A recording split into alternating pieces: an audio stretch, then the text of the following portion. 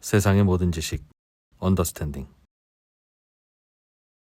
네, 네, 중간에 약간 컴퓨터에 문제가 있었습니다. 살짝 있었다고 예, 합니다. 저희도 컴퓨터 사고 해야 되는데 음, 아직은 유튜브는 시청료를 안 받잖아요. 네, 그러다 보니까 저희가 장비 구매가 좀 어렵습니다. 전기요금에다 같이 붙여서 붙여서 시청료를 우리도 좀 거둘까 하는 생각을 좀 이야. 하고 있는데 잘 안 될 것 같습니다. 네, 안 되겠죠? 예, 있는 시청료도 지금 빠지는 판에 네, 어혜진 소장님 모셔보겠습니다. 어서 오십시오. 안녕하세요. 네, 자 오늘은 아주 산뜻한 그린이네요. 두 분이 칙칙하셔서 그러지 않을까요? 상대적으로. 그러고 보니 유독 그런 것 같아요. 남자는 네이비입니다. 네이비. 남자는 네이비. 야, 이쪽 화면하고 저쪽 화면은 굉장한 차이가 있네요. 네. 아, 저희는 약간 칙칙 분위기고 네. 오 소장님 아주 자, 오늘이 뭐 기후 판타스틱 특집입니까? 그린. 기후? 네, 기후 특집입니다. 그린이라서 그 일부러 지금 그린으로 입고 오신 겁니까? 네, 약간 그런 거 있어요. 기후 얘기하려고 음. 이 지구 판타스틱 그린 지구네. 늘 판타스틱 그린을 염원하며. 네. 알겠습니다. 네. 기후 뭐 오늘은 좀 기후 얘기를 계속 해오고 싶긴 했는데 이제 해보려고 갖고 왔어요. 최근 외신을 보면 정말 매일 기후 대란에 대해서 기사들이 나오고 있거든요. 근데 물론 우리나라도 비가 너무 많이 와서 피해도 굉장히 심각하고 굉장히 괴로운 상황인데 네. 미국, 유럽 이런 곳은 말도 안 되게 더워서 또 일부 지역에는 비가 너무 많이 와서 요즘 농사가 안 된다는 거 아니에요? 네, 그리고 뭐 뜨거운 열에 산불이 곳곳에서 발생한다든지 그런 좀 재앙적인 수준에 이르고 있어요. 그래서 그간 나온 상황들을 기사 화면으로 한번 차차착 빠르게 좀 정리를 해보고 예. 예, 얘기를 해볼게요. 화면을 먼저 보겠습니다. 채팅창은 계속 옷 색깔 가지고 지금 끝까지 얘기하고 있습니다. 네, 자, 예. 자, 이 화면을 보시면 지금 왼편에 이 화면은 지금 미국의 그 데스밸리라고 데스밸리 진짜 뜨거운 데잖아요. 네, 여기. 굉장히 더운 데인데 여기 54도를 기록하면서 야. 네, 지금 54도라는 어딘데 거예요. 저렇게 더워요? 미국이? 서부에 서부에 데스밸리라는 데스밸리라는 데스밸리라는 곳이 있습니다. 네, 그 국립공원 라스베가스 옆에. 국립공원 있는 건데 54도가 되지. 그래서 이 제목 자체는 관광객들이 이 더위를 체험하러 때를 지어서 온다. 더위 체험하려고요? 체험하려고. 네, 그런 기사기는 한데 와. 그리고 오른편에는 그 애리조나의 그 피닉스인데 이게 이거를 이제 섭씨로 하면 47도 정도 되거든요. 네. 야. 예, 정말 덥죠. 지금 한 5시 기온이.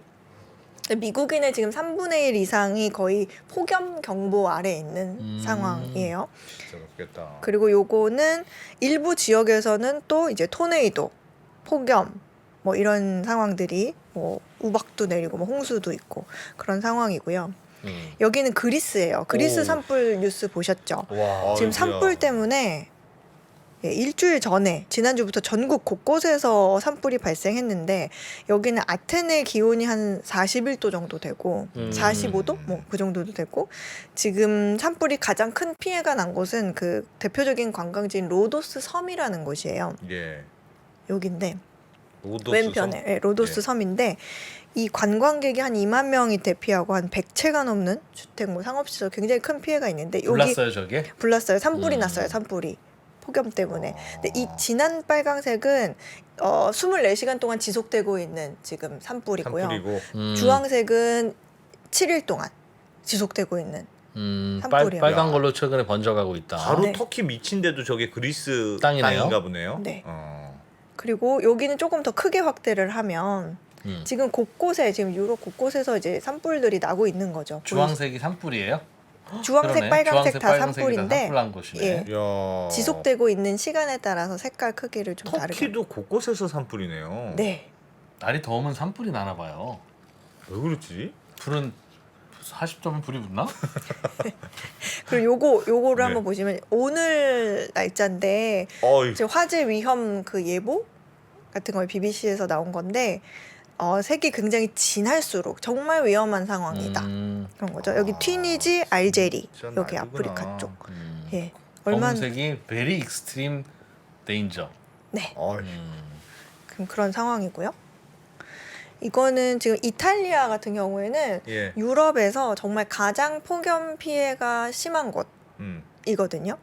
근데 대부분의 도시가 거의 폭염에 시달리면서 그 예. 시칠리아 섬 남부에 있는 거기는 거의 47도까지 오르면서 거기도 산불 발생하고 또 와. 사람들이 일하다가 숨지는 사고도 일어나고 그 자동차 그 스텔란티스 공장이 있는데 거기는 안 되겠습니다 하고 조기 퇴근 시키고 뭐 일부 근로자들은 파업해야 된다 이렇게 얘기하는 상황이고 근데 한편에서는 또 여기를 보시면 북쪽에서는 기사 화면을 보시면요 북쪽에서는 오히려 우박이 내리고 난 뒤에 우박? 폭풍이 발생해가지고 정말 극과 극을 오가는 날씨를 보여주고 있어요. 근데 그 우박도 덩어리가 너무 커서 뭐 얼음 덩어리가 있나 막 이렇게 싶을 정도. 그리고 여기는 인도입니다. 인도에는 홍수 났어요? 네, 우기 몬순인데 비가 그래도 너무 과도하게 많이 내려서 홍수가 나고 도로도 파괴되고 그 야무나 강이거든요. 여기가 야무나 예. 강 수위가 점점점 올라서 지금 타지마을이잖아요. 예. 오. 타지마할 성벽의 위험 수위까지 도달한 거예요. 어이구야. 그래서 요 성벽을 넘으면 이제 대리석이 이렇게 물이 닿는 침수가 우려되는 상황이다 하고 뉴스가 난 건데 이 정도로 이렇게 수위가 올라간 거는 1978년 이후 처음이라고 합니다. 네. 인도는 원래 쌀 생산이 많은 네. 나라라면서요. 근데 쌀 수출을 지금 금지한다는 막았죠. 뭐 외신도 네. 봤는데. 왜 곳곳에서 농사가 잘 안 정말 돼서? 비 피해가 너무 많다 보니까 우리 일단 먹어야지. 우리 언제 먹어야 수출하냐. 되니까. 그리고 여기 또 하나 보시면 끝나지 않았어요. 여기는 또 캐나다입니다. 캐나다도 52년 만에 기록적인 폭우가 쏟아지면서 또 와. 홍수 나고 캐나다는 24시간 동안요 3개월치의 비가 내렸대요. 이야. 근데 제가 지금 아니구나 진짜. 보여드린 예. 일부가 7월 한 달간 같은 시기에 발생한 거예요. 거의 좀 전에 동시다발적으로. 본 우리 여러 뉴스들이 네. 한쪽엔 폭염이고 한쪽에는 폭우고 산불이고. 네. 그런데 이 기후 이런 재앙 이런 상황들이 예.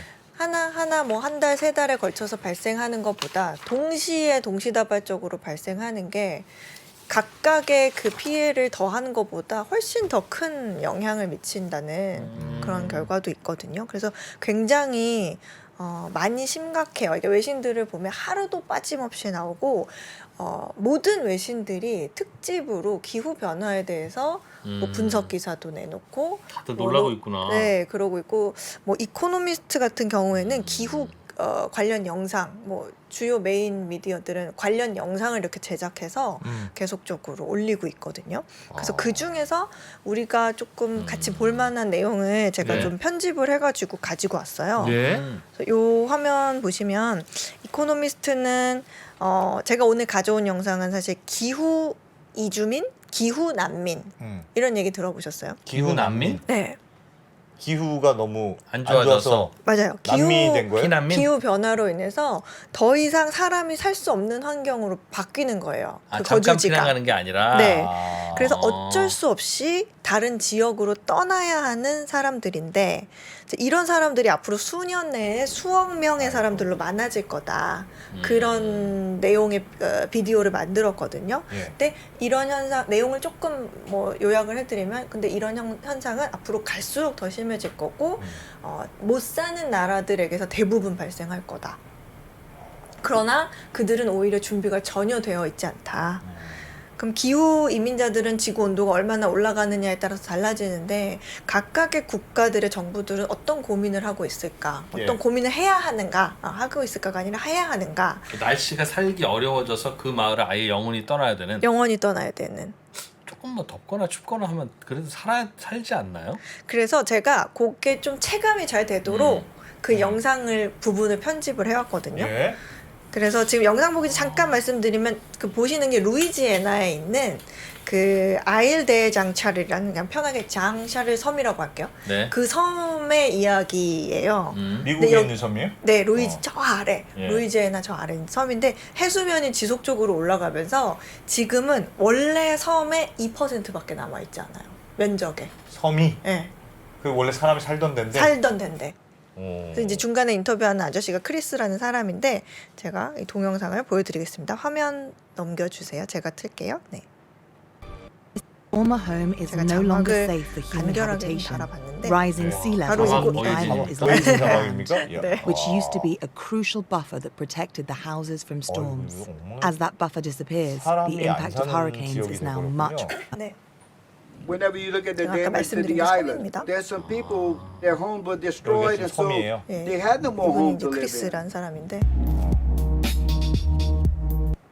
More than 2,000 square miles of land in Louisiana has disappeared since the 점점 더 수면이 1930s, 해수면이 높아져서 equivalent to roughly one American football field every hour. 미식축전 하나가 매 시간 Ile de 없어요. Jean 시간. Charles is at the 저걸 이제 forefront 시간의 of this 변화대로 봤는데 catastrophe. 잘 어휴, 보세요. 저렇게 된 거예요? 점점 홀쭉해지고 있어. 어머나.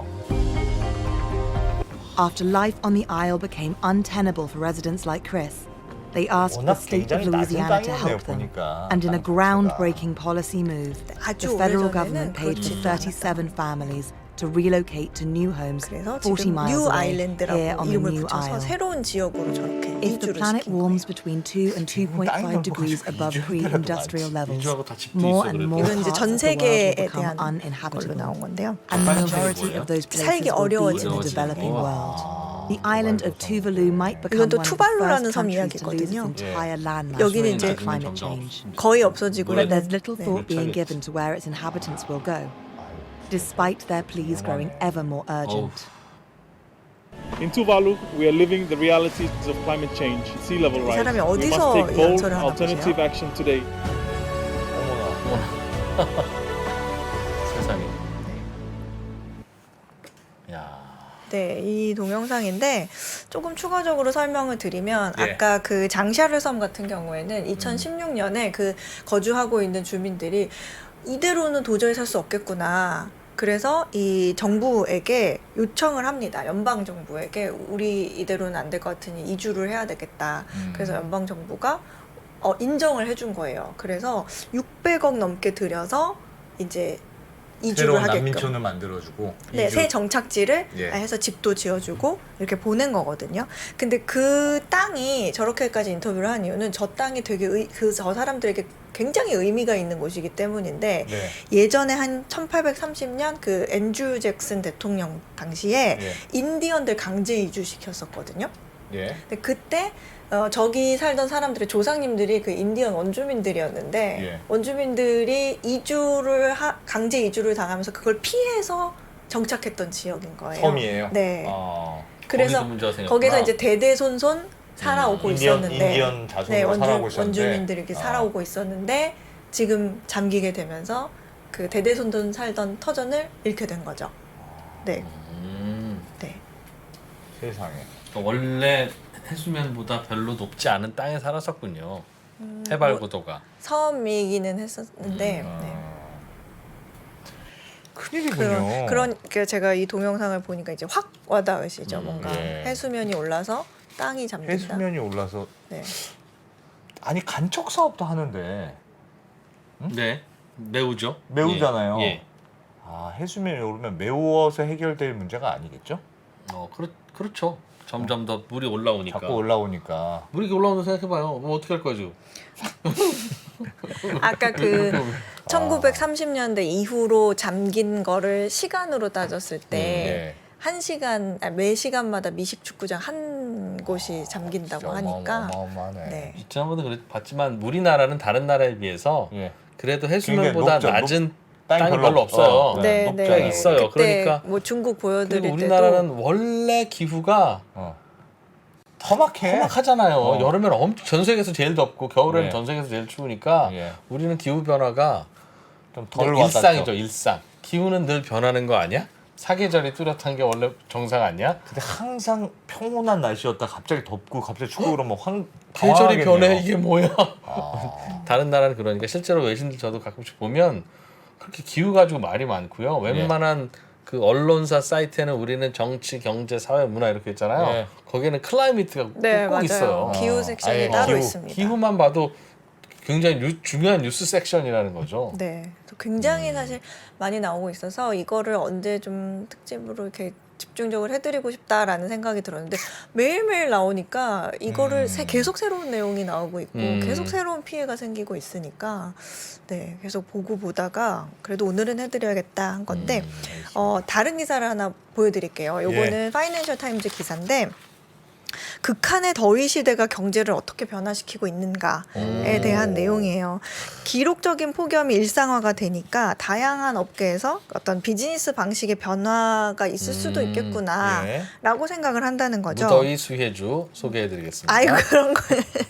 아니랬잖아요. 네, 이 폭염으로 이 타격을 받는 산업 중에 하나가 바로 관광 산업이겠죠. 아, 너무 더우니까 네. 관광 안 오는구나. 아까도 유럽 많이 덥다고 말씀드렸는데 이거는 아니, 아테네 그 아크로폴리스에서 관광객이 아이고야. 폭염에 지쳐서 주저앉은 모습이거든요. 그래서 요즘에는 낮에 굉장히 더운 시간에는 폐쇄를 하고 관광객 자체도 줄고 있고 근데 사실 그리스 같은 경우에는 관광 산업이 그렇죠. GDP의 한 그러네. 20% 가까이 되잖아요. 예. 그러니까 이런 게 문제고 또 이뿐만이 아니고 뭐 고온 현상 때문에 건설, 제조, 농업, 운송, 뭐 보험 이런 산업계 전체가 이제 방식을 바꿔야 되나 하는 고민하고 있다는 내용인데 이 표를 보시면 이거는 이제 미래 세대로 갈수록 지구 온난화를 우리가 좀 처절하게 경험하게 될 거다 하는 그런 통계를 보여주는 거예요. 예. 색이 지날수록 정말 굉장히 더운 그런 건데 네. 2020년에 태어난 아이가 2090년이 되면 한 70살쯤 되는데 예. 그때에 체험할 수 있는 체감하는 그 더위가 이 정도로 고생을 할 거다. 이거는 이제 점점 1950년에 태어난 사람. 겪어보는 네. 더위가 다를 거다. 네. 아, 우리 아이들은 점점 더 더운 지구에서 살 거다. 그쵸. 아주 더운 고온 현상이 매우 심해질 거다. 흔해질 거다라는 걸 저렇게 보여주는 보니까 거예요. 되게 무섭네요. 네. 음. 내 아이들이 그렇게 살아갈 거라고 생각하니까 또 확 와닿죠. 근데 저는 좀 더운 지구에서 살더라도 예. 제가 저 아이였으면 좋겠습니다. 왜요? 한 살이라도. 아니 그렇죠. 그럼 거의 그럼 이제 살 날 얼마 안 남은 이 상황이 좋습니까? 좀 덥게 살더라도 지금부터 오래오래 사는 나는 아이들이 부럽지. 한 60도도 느껴볼 거야. 그렇습니다. 저는 섭씨 60대에 살더라도 내년쯤 태어났으면 좋겠습니다. 알겠습니다. 네. 근데 기사에서 이 언급하고 있는 산업별 타격이나 고민들을 좀 정리를 해보면 네. 일단 일을 더우면 날씨가 너무 더우면 일을 못하겠죠. 그렇겠죠. 그렇죠. 그리고 인간의 그 인지 기능이 떨어지면서 좀 느려진다는 거예요. 더우면. 네, 더우면. 그래서 생산성이 다 줄고 그럼. 그리고 이제 국제노동기구가 2030년까지 세계 총 노동 시간은 2% 이상이 매년 손실될 거다 이런 얘기도 했고 폭염에 큰 타격을 받는 직업 같은 경우에는 사실은 평균보다 임금이 좀 낮거나 조금 열악한 환경에서 일하는 업종이 많겠죠. 예를 들면 그렇겠죠. 뭐 농업이나 건설업 같은 게 있는데 네. 이제 또 그리고 에어컨 없이 공장이나 이런 작업장 안에서 일하는 사람들이 전 세계 한 섬유 산업 같은 경우에는 전 세계에 한 6,600만 명 정도 되거든요. 아, 이런 분들도 굉장히 어려워지겠죠. 옷값도 야. 올라가겠네. 네, 또 그리고 어떻게 일하냐. 결국에는 이런 문제가 넓게 퍼지면 결국에는 이게 인권 문제로 될 수가 있거든요. 나중에는 네, 노조법에 에어컨을 반드시 넣어야 한다. 그렇죠. 그런 게 있을 수도 있습니다. 그래서 더 강력한 어떤 노동 보호 정책 이런 거를 요구하게 될 거다. 그리고 정부가 개입해야 되는 상황이 올 거다라는 얘기가 있고 또 건설업 같은 경우에는 실질적인 문제가 있어요. 예. 날씨가 너무 더우면 이 현장에서 작업하는 사람도 너무 힘들지만 철근이 휘어진다는 거예요. 철근이 그럴 수 네, 있겠다. 강철이 고온에 휘어질 수도 있고 콘크리트 작업 같은 경우에는 더 어려워지는데 굉장히 뜨거울 때 콘크리트를 고온에 이렇게 하면 굳는 속도는 굉장히 빨라지겠죠. 예. 근데 그렇게 굉장히 빠르면 균열이 발생을 하면서 강도나 내구성에 영향을 줄 수 있다는 거예요. 건축에도 영향을 준다. 네, 그리고 또 아예 붓기도 전에 콘크리트가 망가질 경우도 있고, 근데 이 모든 게 결국에는 추가 비용이 들 수 있겠죠. 다시 재료를 다시 사야 된다거나 망가져서 그러면 이제 재주문 수요가 늘어나면 결국에는 또 가격 상승의 가능성도 발생할 수 있고 예. 그리고 제조업 같은 경우에는 뭐 공장과 창고 같은 게 지금 있는 것들이 앞으로 예상되는 기온에 맞게 설계된 게 아니기 때문에 장비들이 잘 작동을 하지 않거나 좀 빨리 마모가 된다거나 운영 비용이 올라가고 산업의 대부분이 난방 또는 냉방을 해야 하는 그런 것들이 그렇죠. 많은데 그렇죠. 주변의 온도가 더 뜨거워지면 이 차이를 버티기가 더 어려워진다고 합니다. 그리고 이제 공급망 인프라에도 좀 문제가 생기겠죠. 기차 선로도 있고 뭐 도로, 공항 뭐 이런 예, 부분들이 있는데 항공만 해도 온도가 너무 높아지면 그 공기 밀도가 낮아져서 엔진 성능이 떨어진대요. 예. 그러면 이제 추진력이 그런 것도 떨어지니까 항공기의 무게를 줄여야 되는 거예요. 예. 그래서 최근에도 미국에서 승객을 좀 덜 자진해서 내리는 승객들. 너무 더우니까. 네. 그리고 수화물 무게도 좀 기준이 더 내려갈 수도 있어요. 그런 상황도 있고 도로만 해도 열에 좀 취약하지 않은 신소재로 빨리 바꿔야 되지 않냐 이런 얘기도 나오는데 이거는 사실 제가 다른 기사에서 본 내용인데 아스팔트가 폭염이 되면 아주 작게는 사람이 넘어지면 화상을 입을 수도 있대요. 네, 그렇게 돼서 아스팔트가 열을 흡수하면서 문제가 생기니까 그럼 아스팔트 위에 코팅을 신소재로 하면 예. 그 흡수가 덜 되니까 주변의 온도가 좀 덜 상승하지 않겠냐 해서 코팅을 했는데 예. 코팅을 코팅하면 해보니까 뭐 문제입니까? 아스팔트가 열을 더 흡수하니까 거리 표면 온도는 좀 덜 네, 올라갔는데 예. 이 코팅이 반사가 돼서 복사열이 생겨가지고 집이 더 더워요. 집이 더 더. 그래서 그게 뭐 사람한테 직접 온다거나 건물에 간다거나 그런 오히려 아스팔트 흡수될 열이 다른 곳으로 간다는 거예요. 그런 게 또 고민할 부분이고 예. 그러면 나무를 많이 심어서 조금 그늘을 많이 만들어 보자 네. 라고 한다면 그건 좀 환경적인 부분인데 예. 나무를 많이 심자고 했는데 폭염 때문에 가뭄이 오고 물이 말라가고 그러면 나무의 관계는 어떻게 하지? 뭘 선택해야 하지? 하는 선택의 문제가 또 생길 수 있다는 거죠. 그래서 아무튼 다시 그 기사로 돌아가서 예. 네. 어쨌든 농업 같은 경우에는 뭐 말씀하셨지만 수확량에 영향을 미칠 수 있고 가격 상승, 뭐 식량 불안 문제를 좀 부채질할 수가 있고 그리고 다양한 분야에서 이렇게 리스크가 높아지면 보험이 또 문제가 될 수 있어요. 보험이요? 보험 비용이 증가하겠죠. 사고가 많이 나니까. 보험사들이 이런 부분에 대해서 위험을 관리하고 자기네가 좀 흡수하는 방법을 굉장히 구체화할 거라는 기사 내용인데 네. 예를 들면 최근에 가뭄이나 산불이 너무 많이 생기면서 그 농작물 재해 뭐 이런 걸로 보험사에 그 보험금을 요청한 사례가 너무 늘어났다는 거예요. 그래서 산불이 많이 나는 캘리포니아 같은 경우에는 일부 대형 보험사들이 아예 그 주택 보험 상품을 없앴어요. 불나니까. 네, 너무 많이 산불이 너무 많이 잦아지니까 나니까. 네, 손해가 되잖아요. 그리고 또 뭐 앞에서 잠깐 얘기도 했지만 근무 시간의 변화가 생길 거고. 시에스타. 네, 낮잠 자는 네, 거? 낮잠 자는 거를 도입하자고 할 수도 있고, 뭐 교대 근무를 재택근무 할 뭐 수도 많이 있고, 하자고 할 수도 있고. 아니면 오히려 좀 새벽에 나와서 일할 수 있는 사람들은 이른 아침에 나와서 일을 하고 하게 할 수도 있고, 근무 시간의 변화가 생길 수 있고. 근데 요런 게 있었고 이거는 또 개인적인 견해지만 예. 이렇게 동시에 기후 문제가 동시다발적으로 나오면 이제 이런 뉴스가 계속 나올수록 각국 정부에서는 뭔가 대책을 마련해야 하는 정책을 만들어야 하는 명분이 생기겠죠. 그래서 그런 기후 관련 정책들이 또 많이 나올 것 같고 그리고 그래서 또 그리스랑 미국의 마이애미 같은 경우에는 2년 전에 벌써 최초로 정부에서 열 담당 책임자가 임명이 됐어요. 열 담당. 네. 열 관련 책임자. 예. 이렇게 해서 임명이 되는 그런 상황도 생기고 있습니다. 아니 제 동생이 네. 사우디에서 주재원을 했거든요. 그래서 너 더워서 어떻게 살았니? 물어보니까 괜찮았다는 거예요. 서울도 엄청 덥잖아. 네. 근데 밖으로 나갈 일이 없대. 아 실내에서 한대요? 집에서 있다가 음. 그럼 뭐 어떻게 지하로 가요. 지하로 가서 지하에서 움직인다고? 나오면 차가 있어. 그 차를 타고 또 건물 바로 가서 건물로 쭉 들어가고 차 문 열고 건물 들어가는 그 사이만 잠깐 덥고 웬만하면 밖으로 안 나간다고 아예 하더군요.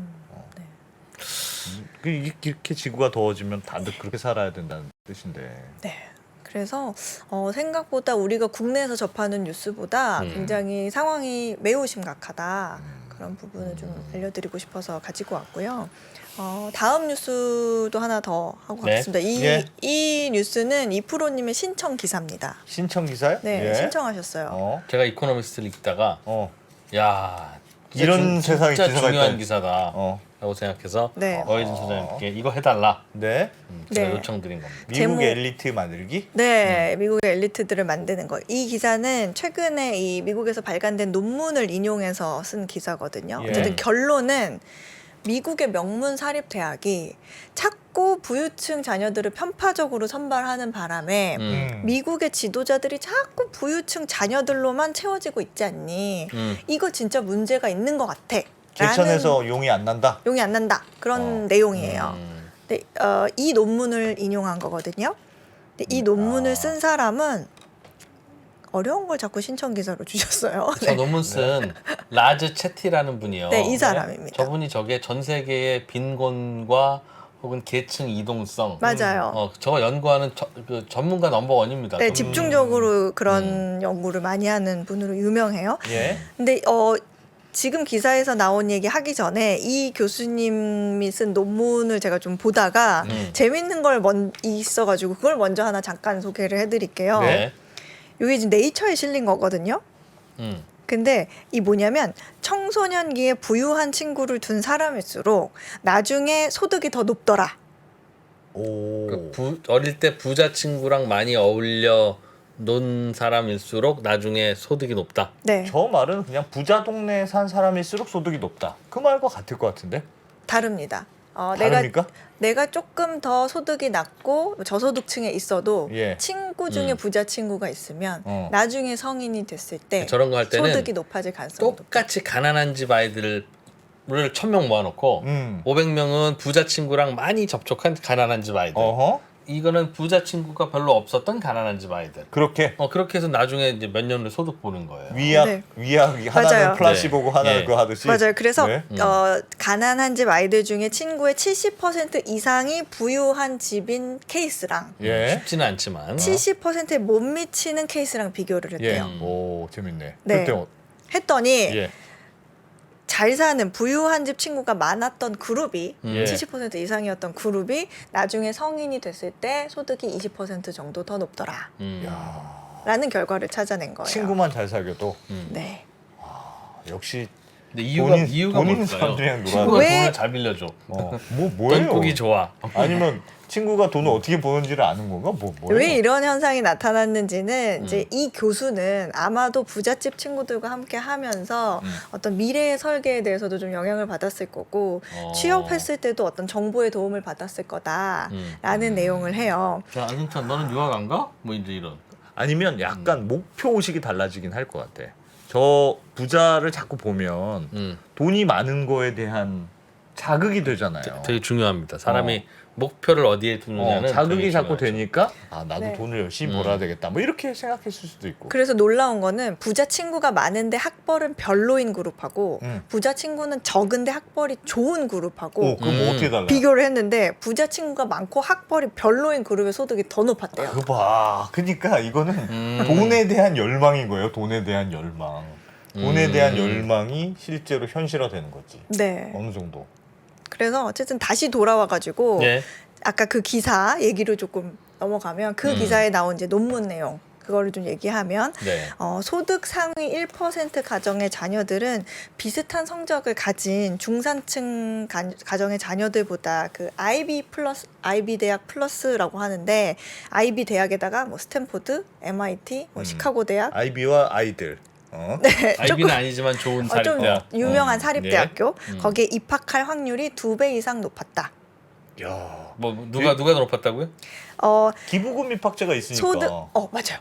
이게 점수는 비슷해도 이놈의 대학들이 예. 소득이 높은 동문 자녀를 우선해서 뽑거나 예. 아니면은 돈이 많이 들어가는 그런 스포츠를 하는 아이들 이런 그런 거 아이들을 뽑거나, 아니면 아니면 비슷한 점수라도 좀 유명한 사립고등학교 출신을 뽑거나 하는 그런 그렇지. 편파적인 선발, 그러니까 레거시 어드미션이라고 하는데 그 편파적인 선발 때문에 그렇더라. 우리 학교는 승마를 하는 학생을 우대합니다라고 하면 그냥 부잣집 아들 우대한다는 얘기잖아요. 똑같은 거지. 근데 이제 여기서 이제 이프로님 같은 분은 아이비 플러스 대학은 학비가 비싸니까 부모가 부자인 학생이 더 지원을 많이 했을 거고 그리고 그래서 더 많이 합격했을 수도 있잖아. 그것도 맞는 말입니다. 실제로 돈이 없어서 아이비 못 보낸다는 사람도 많아요. 그래서 논문도 그걸 인정했어요. 같은 성적인데 소득 1%의 가정 학생들이 IB 플러스 대학에 들어갈 확률이 2배 이상 높았다. 근데 그 격차의 3분의 1은 학비가 비싸서 고소득 자정 자녀들이 더 많이 지원하기 때문이고. 그러니까 왜 나머- 아이비리그 대학에는 이게 부잣집 자녀들만 많아? 부잣집 자녀를 더 뽑은 게 아니라 부잣집 자녀들이 지원을 더 많이 해. 그리고 우리는 공정하게 뽑았어. 네, 그렇다는 그리고 거죠. 나머지 3분의 2는 그 레거시 어드미션 편파적인 선발을 통해서 동문 자녀 그런 뽑았기, 것도 때, 있고. 뽑았기 때문이다라고 분석을 했어요. 그리고 두 번째, 이 논문의 내용 또 두 번째는 IB 플러스를 졸업하면 나중에 소득 1%의 소득 상위 1%에 포함될 확률이 다른 대학생들보다 얼마나 높을까요? 아이비리그 나오면 네, IB 리그 높을 플러스 것 같은데요? 60% 이상 더 높아지고 60% 이상? 좋은 회사에 취업할 확률이 3배 이상 높았다. 어. 그걸 확인을 했다. 근데 또 이렇게 얘기를 하면 안승찬 대표님 같은 분들은 야 아이비리그에 합격한 대학생이 머리가 좋아서 나중에 소득도 높고 취업도 잘 될 수 있는 거잖아. 그렇지. 머리 좋은 애가 아이비 그래, 갔으니까. 그렇지. 네. 그럼 머리 좋은 사람이 소득이 높았다는 뜻이랑 똑같잖아. 그렇지. 왜 그걸 아이비리그 때문이라고만 몰아붙입니까? 이렇게 물어보시겠죠? 네. 그래서 이 논문에서 기발하게도 어. 그러면 아이비리그에 합격 못하고 대기자 명단에 오른 학생들 중에 예. 결국 대기하다가 아이비리그에 들어간 학생 그룹 A와 그냥 아이비리그 포기하고 그냥 좋은 주립대학에 들어간 그룹 B를 비교해봤다. 대기자 명단에는 똑같이 있었는데. 네. 그러니까 그런- 레거시로 안 뽑힌다는 뜻이네, 그러니까. 그냥 주립대학으로 간 머리가 친구들은 비슷하게 좋은 애들이냐. 머리는 뜻이죠. 비슷하게 그쵸. 좋았는데. 그걸 가정을 어. 했을 때 모든 조건 똑같은데 그냥 우연히 누구는 아이비를 가고 누구는 아이비 누구는 안 주립대로 가고. 갔다. 네. 예. 그랬더니 아이비리그로 간 A 소득이 더 높고 취업도 좋은데 하더라. 아무래도 그렇긴 그렇겠지. 그러니까 아이비리그가 원래 머리도 좋고 내가 그러니까 취업 잘 되는 거지가 아니라 아이비 리그면 어쨌든 다르다. 똑같은 애들이 하나는 아이비 가고 하나는 안 가더라도 어. 아이비가 더 잘 되더라 아이비리그가. 네. 그러면 또 이제 이거를 지켜보는 구독자님 중에 네. 한 분께서 오케이 그래 알았어 아이비리그 학생들이 지능이 높아서 뭐 그렇다 쳐 좋은 회사 들어갔다고 쳐 그리고 뭐 근데 아이비리그 학생들은 어릴 때 운동도 더 많이 하고 그러니까 리더십도 조금 더 있을 거고 부모님들이 조금 아이비리그 나왔을 테고 뭐 가정 교육에 환경도 좋아. 환경도 좋았으니까 알게 모르게 조금 더 그런 교육도 잘 받았을 거고 그래서 취업이 잘 되는 걸 수도 있잖아. 예. 그러니까 아이비리그라도 더 좋은 회사에 들어가는 게 잘못된 선발이라고 볼 수 없지 않냐? 라고 라고 질문했을 반론을 때- 할 수가 있죠. 예. 그런가 봐 또 이 논문에서 예. 뭐라고 했냐면 부모가 아이비리그 나오고 소득도 상위 1%고 좋은 사립학교 나온 스포츠도 잘했던 학생 중에 아이비리그에 못 들어가고 비슷한 성적으로 일반 대학을 진학한 학생들을 따로 모아서 부모는 괜찮고 집안 괜찮은데 그러니까 똑같은 집안에 쌍둥이 애가 있는데 똑같은 하나는 부모야. 하나는 아이비 가고 하나는 안 갔어. 하나는 아이비 안 갔어. 그런 애들은 어떻게 됐느냐? 그럼 아이비 안 간 애도 부모의 영향을 받거나 뭐 교육을 잘 받았거나 그랬으면 그래서 취업이 잘 됐느냐 하고 봤더니 안 됐을 것 같아. 개뿔이라는 결과를 얻어냈다. 그러니까 그러면 이렇게 가정할 수 있죠. 아이비리그가 예를 들면 출세의 보증수표라고 할 수도 있고 두 가지 가정을 할 수 있죠. 아이비리그라는 딱지를 생기면 이거는 그냥 출세의 보증수표야. 그냥 브랜드야. 브랜드야라고 할 수도 있고 혹은 정말 우호적으로 해석하면 아이비리그는 일단 들어온 애들을 다르게 길러내. 그렇게 네. 가정할 수도 있고. 그래서 이 논문의 결론은 어쨌든 결국에 그렇게 되면 미국의 지도자들이 어떤 사회적 배경이 모두 있는 집 출신으로 깔리게 되니까 다양한 계층에 대한 정책적인 배려라든지 공감이 어려워져서 나쁜 거다라고 얘기를 하고 있고요. 이 마지막으로 이 표 하나만 그래프만 보시면 예. 예, 화면 보여주세요. 이거는 참 미국도 학벌 사회구나라고 느끼는 게 지금 이 표를 보시면 미국 대법원 판사의 70% 이상이 IB 플러스 출신이고 네. 로즈 장학생이 거의 50%. 로즈 장학생은 뭐예요? 공부 정말 잘해서 네, 그, 장학을 받는 약간 네. 국비자 학생 같은 거예요. 그렇죠. 그런 거예요? 미국식은. 그리고 여기 미국인들 몰라요. 받아본 적이 장학생이 없어요. 받아본 적이 받아본 적이 없어서. 그리고- 어디 핫도그 맛있는 거는 아는데. 그리고 여기 이제 그 미국 대통령의 40%가 아이비 리그 플러스 출신이고 뉴욕 타임즈나 월스트리트 그 저널 기자의 25%가 아이비 리그 플러스 출신이다. 예. 이런 게 있죠. 이런 결과가 있다. 네. 좀 슬픈 얘기네. 근데 좀 전에 안 대표님이 야 아이비리그는 그 브랜드 자체가 그냥 좋아서 내용물이 부실한 학생도 아이비리그 브랜드 달고 졸업장 받으면 취업 잘 되는 거야. 뭐 그럴 수도 있죠.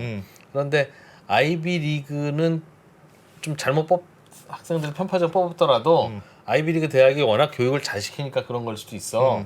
라고 할 수도 있는데 재밌는 결과를 저는 예전에 한번 본 게 뭐냐면 그 두 개 가설 중에 그 두 개 가설이 아니라 아이비리그의 학생들 중에는 가난한 집 아이들도 있을 거 아니겠어요. 예. 그리고 아이비리그의 학생들 중에는 부잣집 아들도 있을 거 아니겠어요. 예. 즉 가난한 집 똑똑이와 부잣집 똑똑이.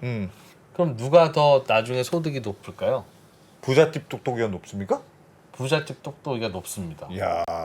똑같이 아이비리그 대학 같은 대학에 같은 들어왔는데 왔는데도 그래서 아니 왜 아이비리그 브랜드를 달고 똑같이 졸업하고 똑같이 똑똑이 교육을 받았는데 그거 왜 그럴까? 원래 부잣집 아이들이 뭐 원래 좀 성격도 좋고 취업을 잘하나 싶었는데 아까 얘기해줬잖아요. 예. 똑같은 부잣집 중에 쌍둥이가 있는데 그 쌍둥이 중에 하나는 아이비리그 가고 하나는 아이비리그 아닌 대학 가면 얘는 아니고 취업 못하더라고. 그 말은 부잣집이라도 아닌 애는 아닌 거니까 유전자가 결정하는 것도 아니잖아요. 그럼 아이비리그가 중요한 변수라는 뜻인데 근데 아이비리그 안에서도 가난한 집 아이들과 부잣집 아이들이 있는데 아이비리그지만 가난한 집 아이들은 그 소득이 더 낮더라.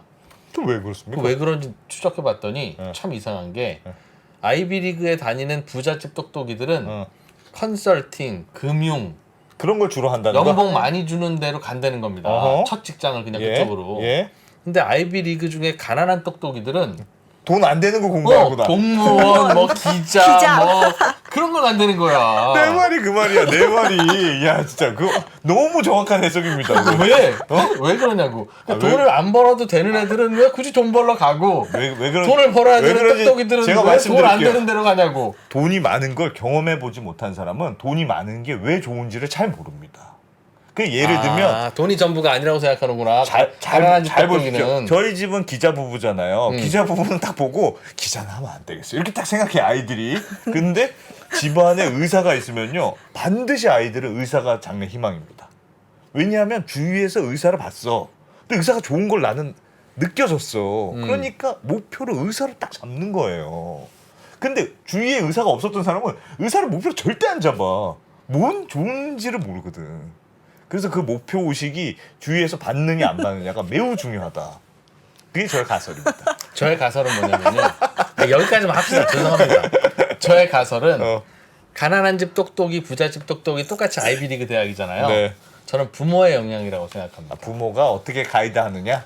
그러니까 가난한 집 똑똑이의 부모일수록 야 돈이 제일 중요한 게 아니고 사람은 그 공적인 일을 해야 되고 남을 위해 이타적으로 살아야 되고 그래야 되는 거야라고 가르칠 가능성이 높아요. 예. 그래서 그리고 그런 사고 방식을 갖고 있으니까 안 부자인 겁니다. 죄송하지만. 그런데 부잣집 똑똑이들은 무슨 교육을 받았냐면 그 부자인 부모가 돈이 중요하고 야 돈이 진짜 중요한 거고 너희는 정확 비즈니스를 해야 되고 그 돈이라는 건 굉장히 사회에 유용한 것이며 그렇지. 저 정치인이나 기자 같은 짓들 저거 아주 나쁜 놈들이야 저거 위선자들이야 라는 교육을 한 겁니다. 그거 사고방식이 그러니까 돈도 많이 번 거예요 라고 생각합니다. 야 그것도 맞는 말이다. 그것도 맞는 말. 셋 다 기자 출신인데 셋 다 기자 출신인데 기자는 너무 아니야. 기자는 아닙니다. 네. 예. 뭐 재밌는 주제네요. 네. 미국은 왜 엘리트들은 자꾸 아이비리그로 가는가? 허이진 소장님 잘 들었습니다. 고맙습니다. 네, 감사합니다. 네. 네. 자, 여러분들도 한번 이 What do you 이슈에 think? 대해서 여러분들 생각해 어떻게 보시고 생각하십니까? 네. 2% 한 표가 꽤 많네요. 교육을 잘 시켜야 된다. 네. 저희는 내일 뵙겠습니다. 양안 전쟁이 발생한다면 미사일과 공군기는 이쪽에서 많이 돌아다닐지 몰라도 육상전은 한반도가 불바다가 될 가능성이 더 크다고 생각합니다.